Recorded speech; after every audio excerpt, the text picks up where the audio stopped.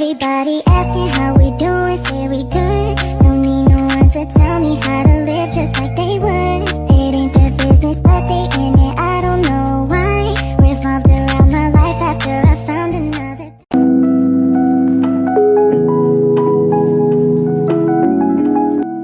Topik yang akan saya bahas tentang materi mengoptimalkan perkembangan motorik pada anak sekolah dasar melalui pembelajaran olahraga.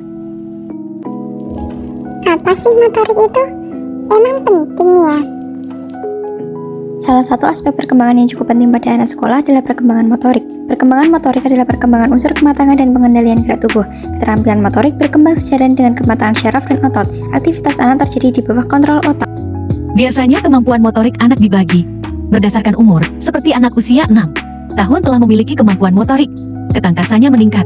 Anak usia 7 tahun mulai lancar membaca.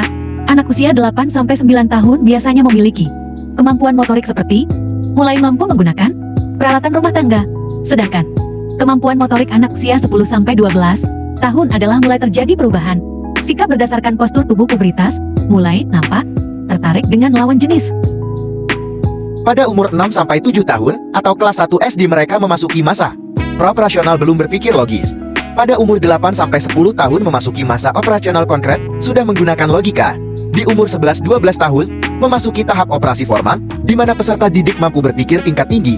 Peserta mampu memecahkan berbagai masalah. Pendidikan jasmani memegang peran yang sangat penting dalam mengoptimalkan perkembangan anak, terutama dalam mengembangkan motorik kasar. Dalam proses belajar dan pembelajaran formal, anak-anak usia sekolah dasar banyak melakukan gerak tubuh dan rata-rata di usia ini, mereka tidak mau dikekang atau masih ingin bebas belajar sambil bermain. Salah satu cara yang efektif yaitu mengalihkan perkembangan motorik mereka melalui pelajaran olahraga, di mana anak-anak ini akan diajarkan secara teori dan praktek yang benar tentang olahraga. Selain itu, anak-anak yang telah diajarkan pelajaran ini memiliki perkembangan motorik yang lebih optimal. Contoh aktivitas yang melibatkan motorik kasar adalah berjalan, berlari, melompat, dan melempar bola.